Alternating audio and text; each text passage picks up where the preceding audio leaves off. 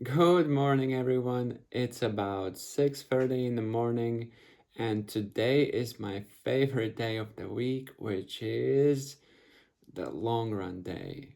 I have a about 2 hour zone to run planned, and as I prepare for my run, I wanted to discuss something that's important for anybody who is serious about their training and racing, which is peaking.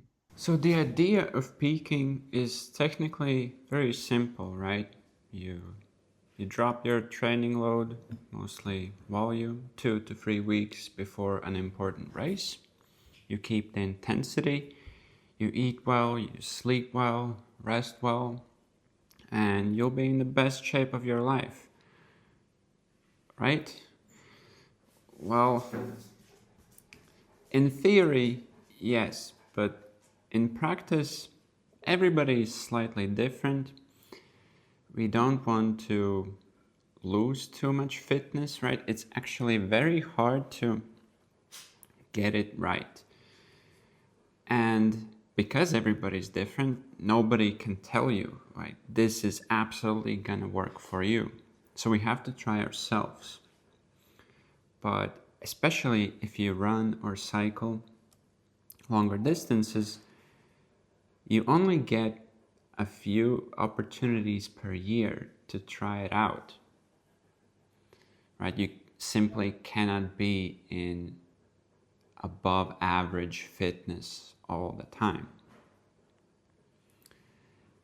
And because there are only a few opportunities per year, it might take multiple years to figure out what actually works for you.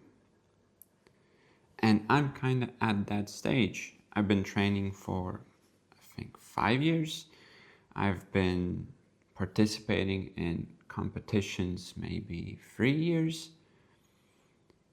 And I still kind of don't have a clue how to peak. That's why I accidentally peaked at the end of January. So let me explain. At the end of January, I had a week where I felt unstoppable, basically. Maybe not so much like training and performance wise, like the pace was kind of the same, but everything else in life felt supercharged. Like after training, I could just keep on going. Interval training felt easier than usual. And no matter how no matter how much tired I got, the next day I felt just fully recovered.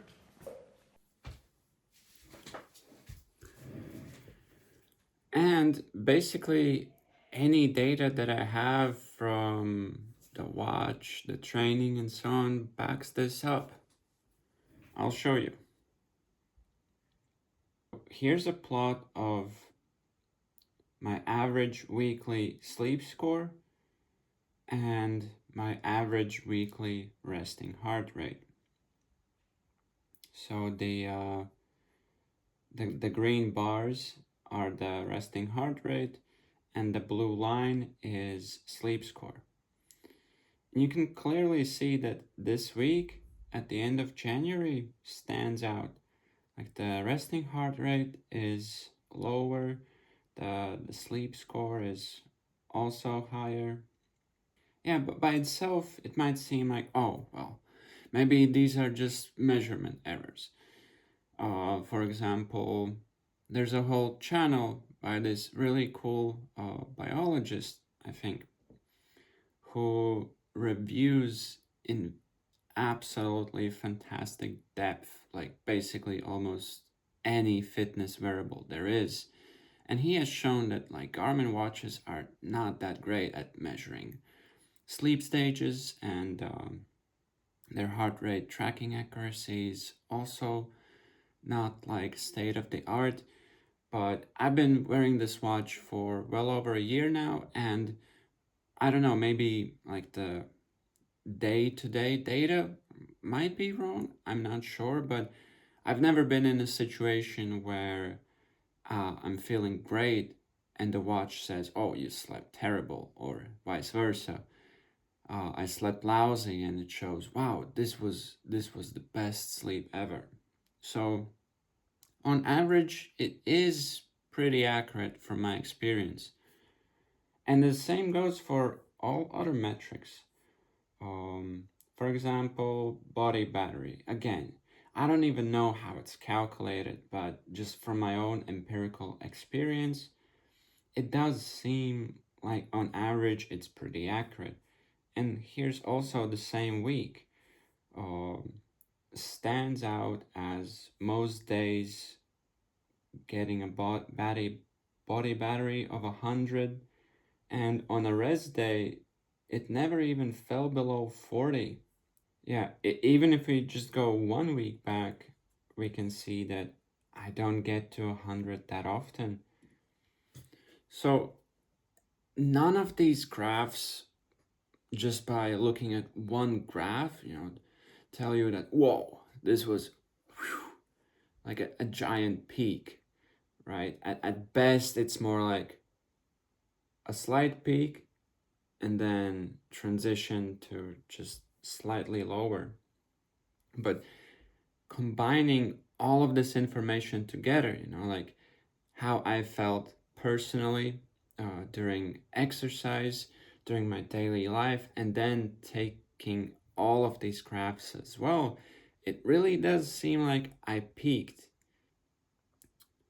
But there's still the question, like, why? Why did this happen now? Like, I wasn't intending to peak at the end of January in the middle of winter.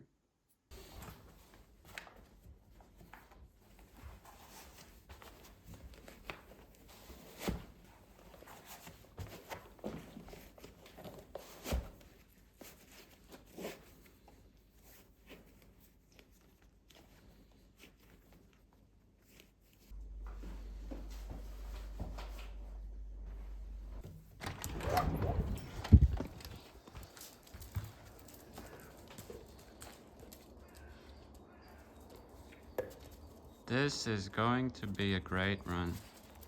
So here you can see it's minus 12 degrees Celsius and like what, 10 degrees Fahrenheit.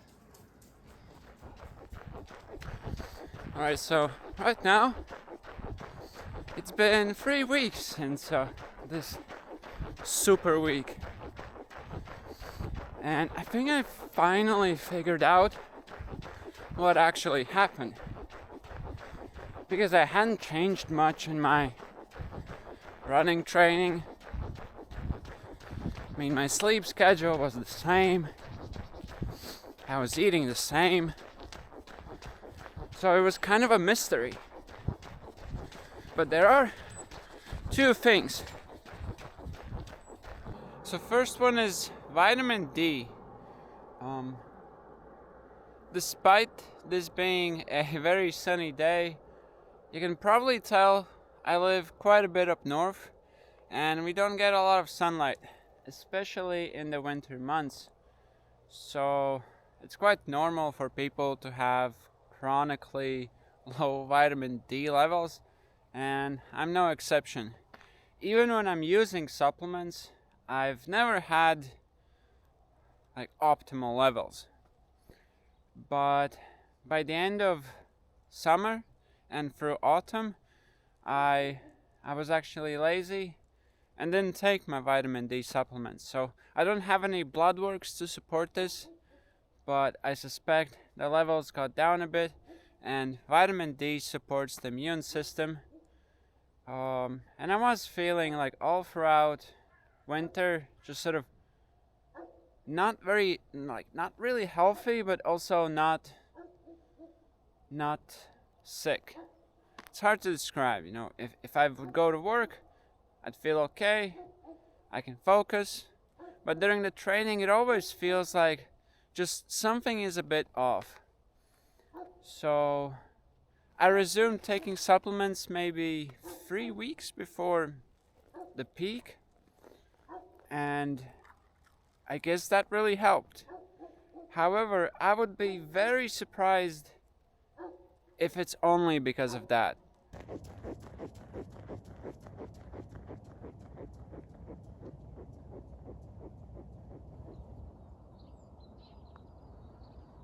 Alright, and the second thing is gym. It was my goal this season to really incorporate gym regularly. And yeah, basically, I've been doing some form of strength training since September. And in like November and December, I was really upping up the load. But then during December, I started feeling some back pain. So I basically dropped like the heavy exercises, like squats and deadlifts. I kept the core exercises, but no like extra weights. And that also aligns well with, let's say, 3 weeks before the peak.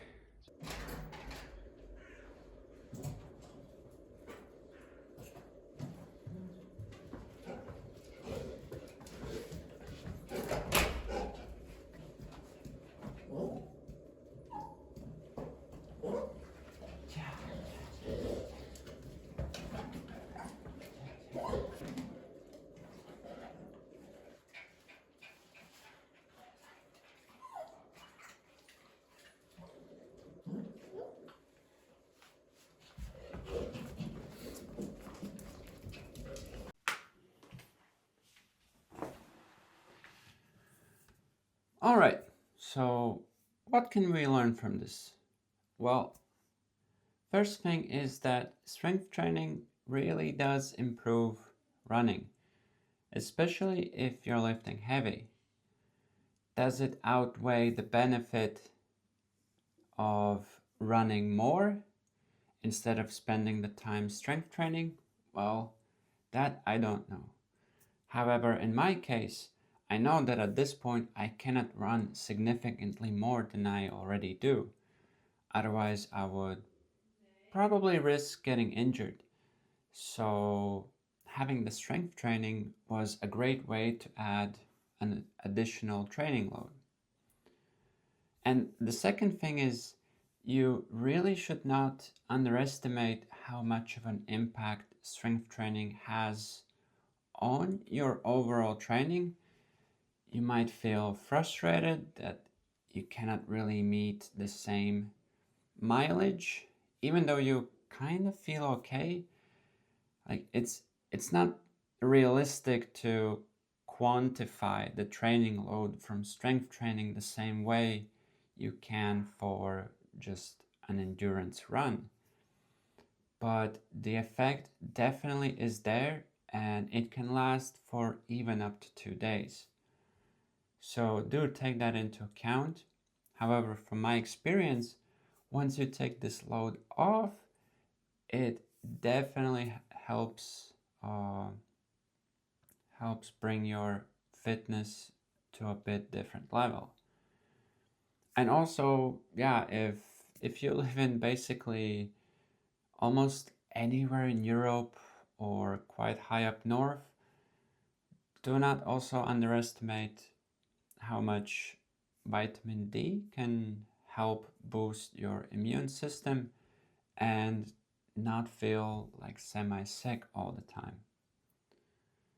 And the last is that, of course, go and watch all the scientific, informative videos about what peaking is and how best to do it. But always keep in mind that the best solution for you might slightly deviate from what is mentioned in the video. So feel free to experiment, fail, learn, log your findings, because over time, I think this is really what's going to separate your sort of average performance from a really good performance. So I hope you liked the video. This was a bit of a new format where I try to include a bit of my daily life together with something I would like to share. If you enjoyed it, please leave a comment and like the video. That would definitely help me out. And see you in the next video. Bye.